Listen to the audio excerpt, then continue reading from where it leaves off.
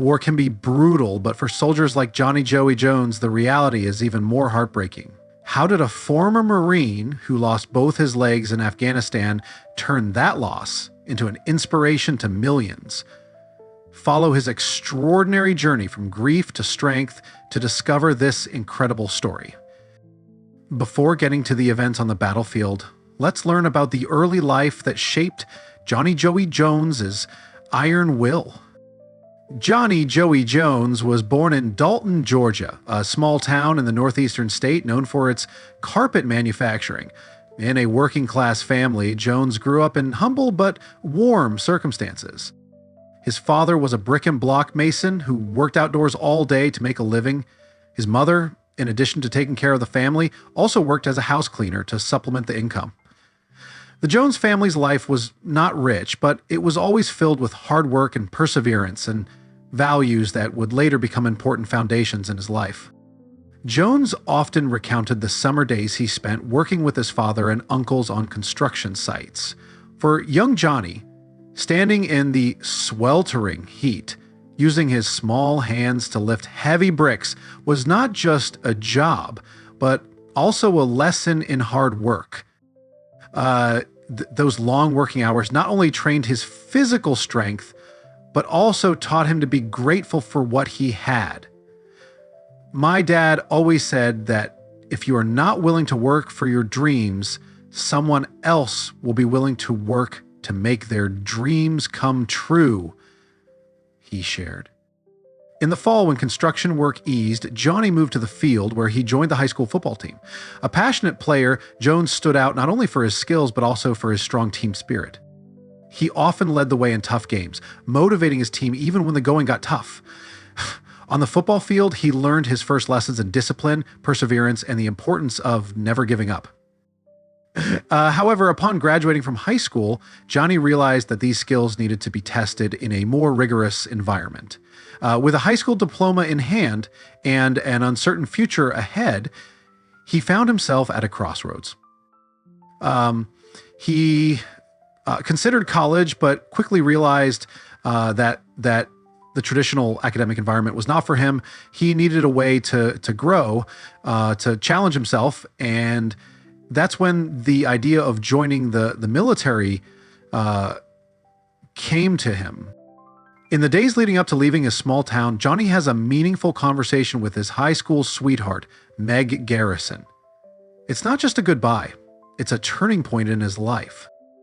He tells Meg bluntly, "I didn't join the Marines for you, but you're the only reason I'm here." And her response, "Smile and have a good time," then is not only encouragement, but also a silent reminder of his responsibility to the people he loves.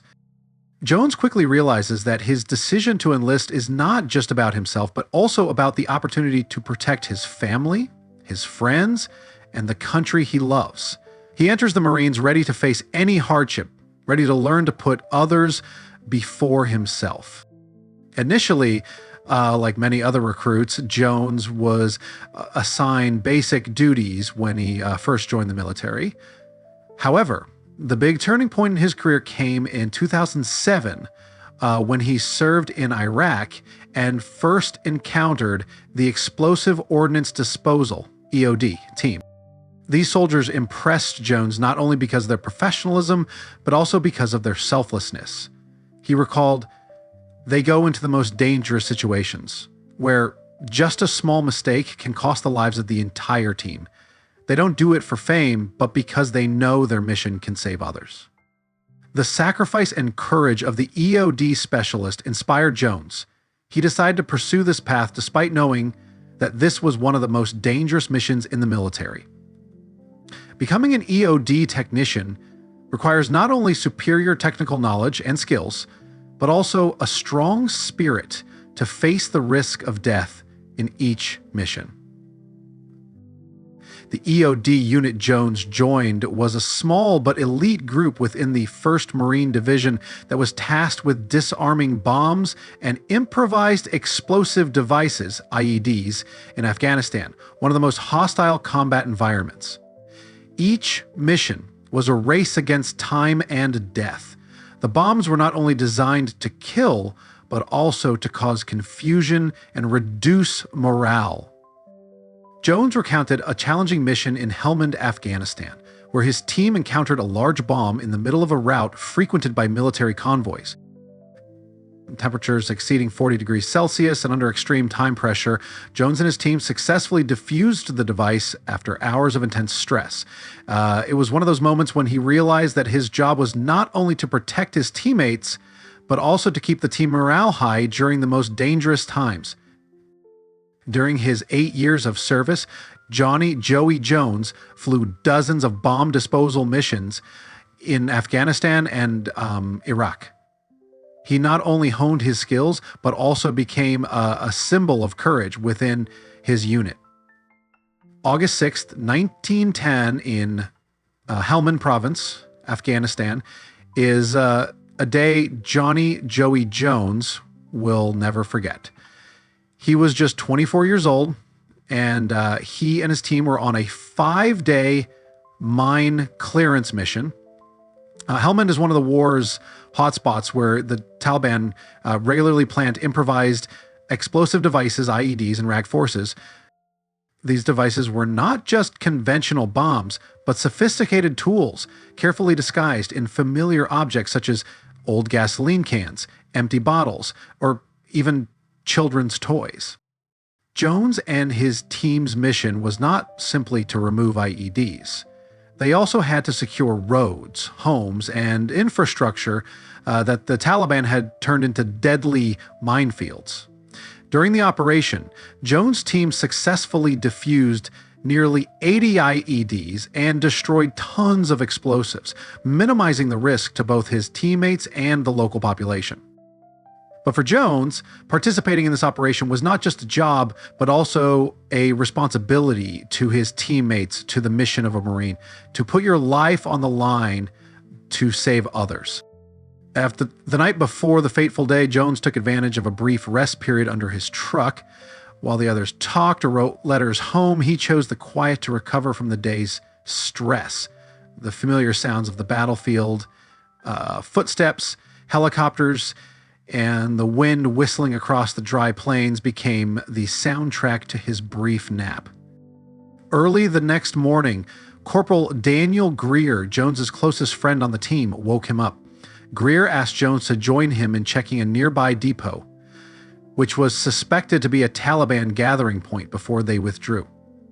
Despite his fatigue, Jones quickly packed up his equipment and followed Greer toward the target. When he arrived, Jones noticed a flare lying on the ground. It was a classic sign of Taliban booby traps. He leaned over a wall to inspect it closely, making sure it was no longer dangerous. But as he leaned back, about to take a step back, an unusual sensation ran through his body.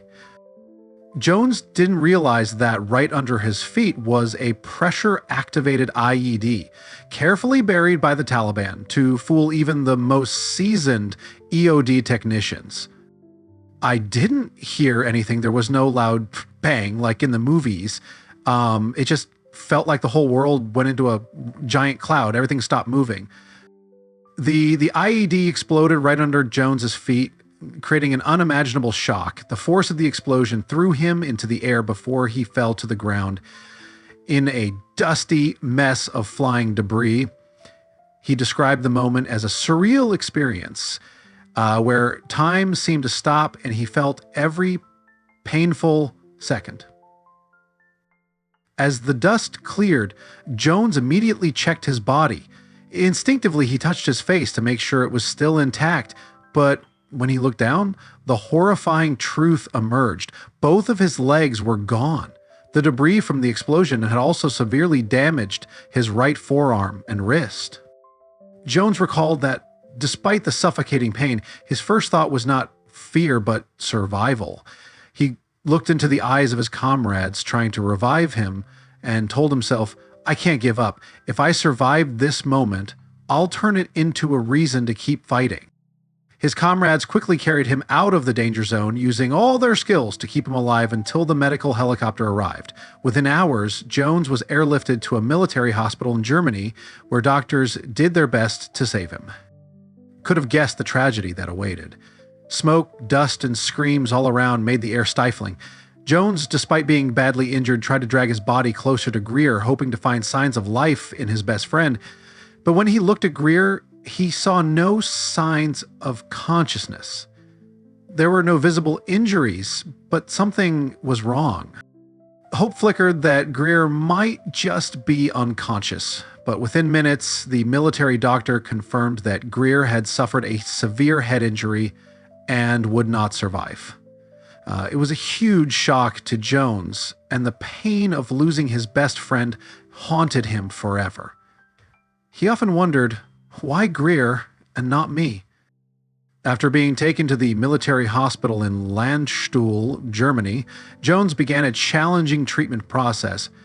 Phantom pains, imagined sensations as if someone were twisting his missing limbs, tormented him constantly, making the mental pain worse than the physical. Each time they struck, Jones felt as if his legs were still there, being pulled out of his body. The pain would have brought anyone to their knees, but Jones could do nothing but endure it.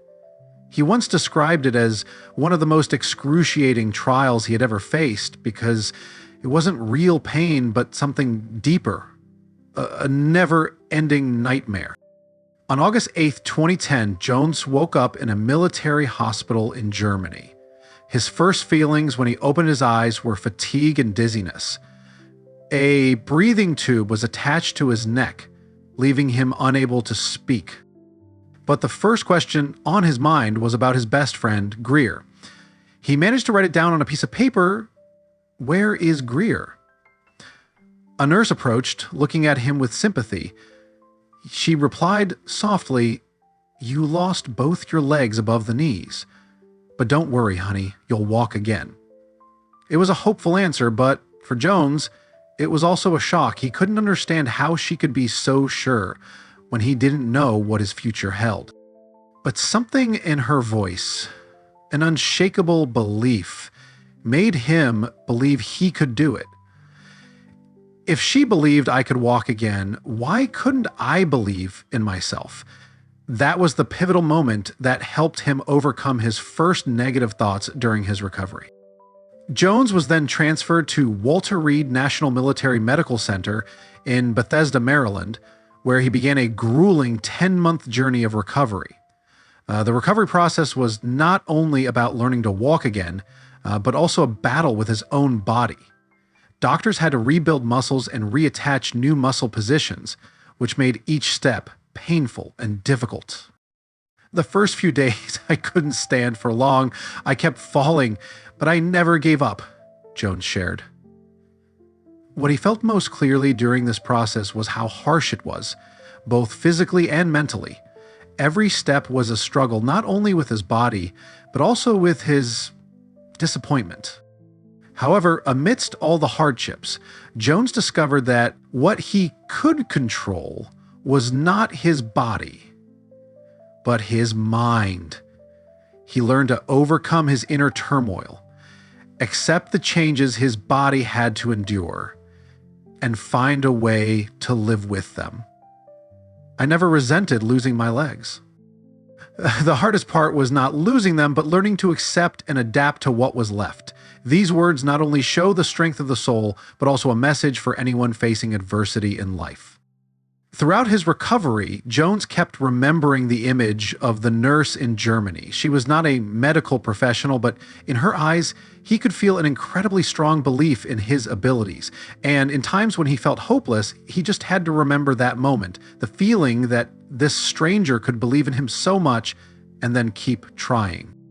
She said I would walk again, and I was determined that I would, Jones said. Gradually, walking became a model for accomplishing whatever goals he set in life, including continuing his education and building a new civilian life after leaving the military. It is impressive that within a year of suffering serious injuries, Jones had progressed to the point where he was able to complete his higher education. although his life had changed forever, nothing could stop him from pursuing his dream of education.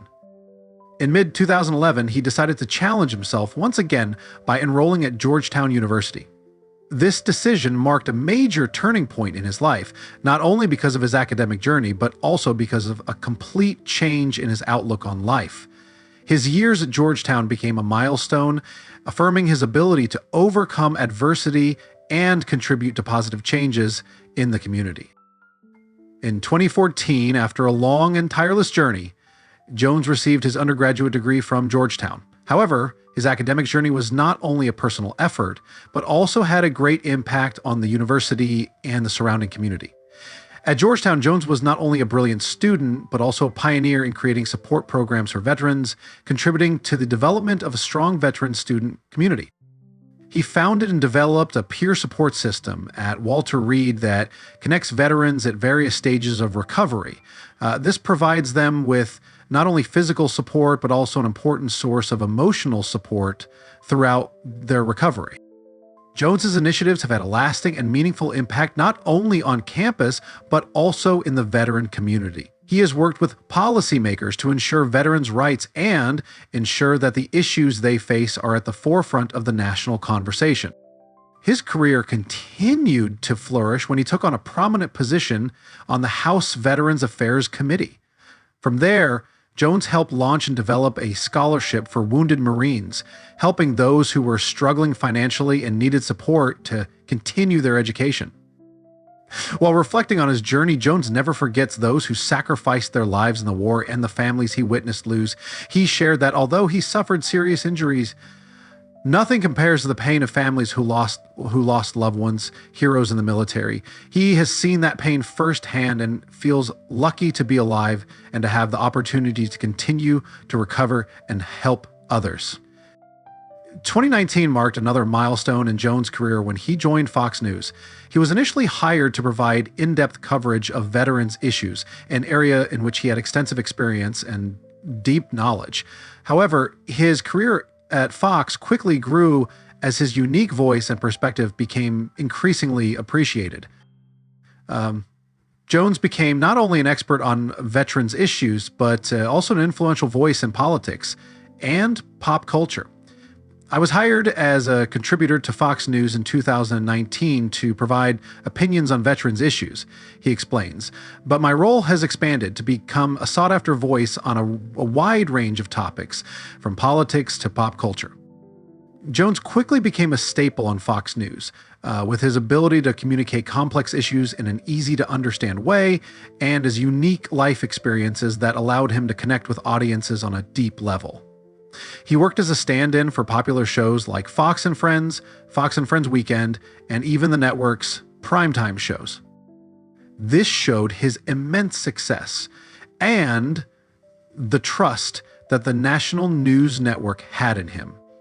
Not only that, Jones also became the host of Fox Nation Outdoors, a special show that aired on the Fox Nation platform, where he took viewers on outdoor stories, trips, and nature explorations. Although Jones' work at Fox News requires a lot of challenges and a lot of intensity, he feels that these opportunities are an important part of giving a voice to those who have never had the opportunity to be heard. I grew up in a small town in Georgia where there were more cows than people, he said. So I know that the issues of the local people often don't make the headlines. I feel a responsibility to represent them. Jones' dedication to helping his community, sharing lesser-known stories, and discussing social issues has made him a trusted voice, not only in the veteran community, but also with a wide range of audiences. On occasions, when he returned to his hometown or visited towns where he frequently hunted or attended speaking engagements, Jones felt a strong connection with the people around him.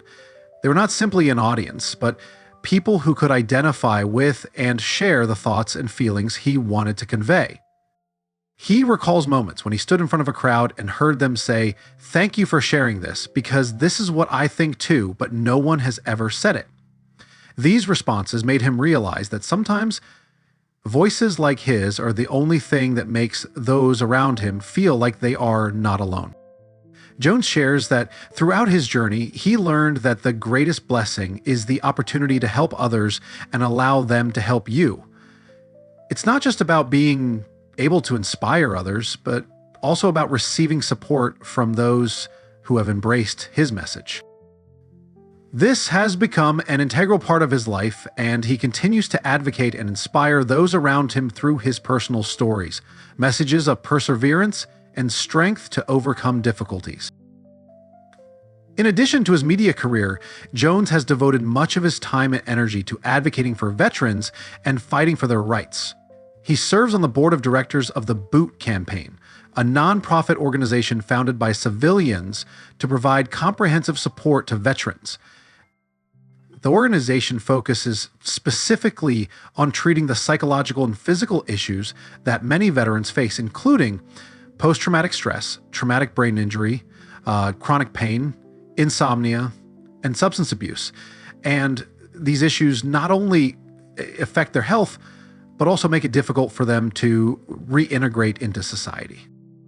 Jones also became involved with the Warrior Bonfire program, a nonprofit that organizes retreats for Purple Heart recipients to help them connect and heal. He sees this as an important part of helping veterans overcome their struggles and regain their faith in life. One of the most memorable moments Jones will never forget was when he stood next to a fellow soldier in his final days. He was a sergeant in the Army who had died trying to protect his fellow soldiers. In a moment of grief, he looked at Jones and said, "Sir, I'm so sorry I let you down."